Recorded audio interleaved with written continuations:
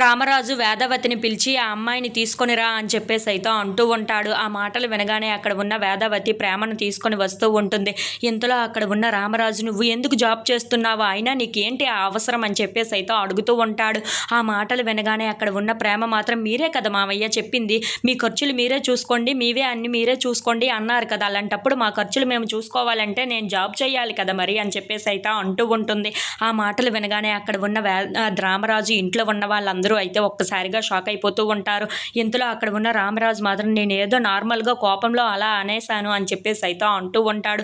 ఇంతలో అక్కడ ఉన్న ప్రేమ మాత్రం, నేను నా మనసుకి చాలా గట్టిగానే తీసుకున్నాను మావయ్య, మరి నా ఖర్చులు అన్నీ నేను చూసుకోవాలి అంటే నేను జాబ్ చేయాలి కదా, లేదంటే నాకు డబ్బులు ఎక్కడి నుండి వస్తాయి చెప్పండి అని చెప్పేసి అయితే అంటూ ఉంటుంది. ఇంతలో అక్కడ ఉన్న రామరాజు మాత్రం ప్రేమ అన్న మాటలకి ఒక్కసారిగా షాక్ అయిపోయి అలా ప్రేమను చూస్తూ ఉండిపోతాడు. ఇంతలో అక్కడ ఉన్న రామరాజు మాత్రం, నేను ఈ మాటలన్నీ అనింది వాడికి, నీకు కాదు, అయినా నువ్వు జాబ్ చేయని అవసరం లేదు అని చెప్పేసి అయితే అంటూ ఉంటాడు. ఇంతలో అక్కడ ఉన్న ప్రేమ మాత్రం, లేదు మావయ్య నేను జాబ్ చేస్తాను, ఖచ్చితంగా జాబ్ చేసి నా ఖర్చులు నేనే చూసుకుంటాను అని చెప్పేసి అయితే అంటూ ఉంటుంది. ఇంతలో అక్కడ ఉన్న రామరాజు మాత్రం, లేదు నువ్వు చేయని అవసరం లేదు అని చెప్పేసి అయితే చాలా కోపంగా అంటూ ఉంటాడు.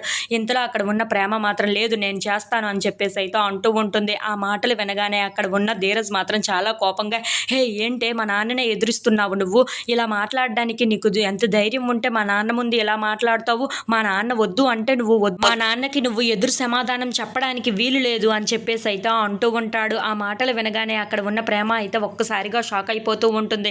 ఇంతలో ఆ మాటలు వినగానే అక్కడ ఉన్న రామరాజు అయితే ఒక్కసారిగా షాక్ అయిపోయి అలా వాళ్ళిద్దరినీ చూస్తూ ఉండిపోతాడు.